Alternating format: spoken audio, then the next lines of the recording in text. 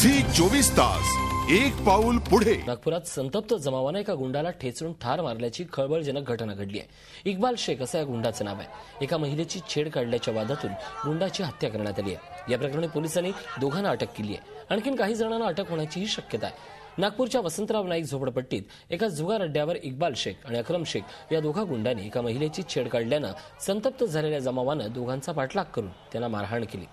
मारहाणीत इक्बाल शेख जागेवरच मरण पावला, तर अक्रम शेखनं घटनास्थळावरून पळ काढल्यानं त्याचे प्राण वाचले।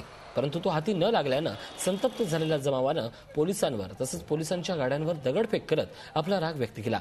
यामध्ये पोलिसांच्या वाहनांचं मोठं नुकसान झालं।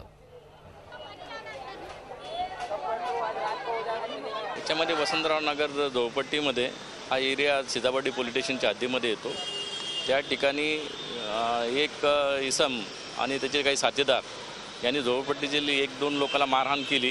त्या मारहाणीचा ते परिणाम असा झाला की त्याच्यामुळे सर्व ते वस्तीचे लोक ते चिडले आणि त्यांनी त्यांच्या पाठलाग करून त्या एका व्यक्तीचा त्यांनी मारहाणीत त्याचा मृत्यू झालेला। झी 24 तास एक पाऊल पुढे।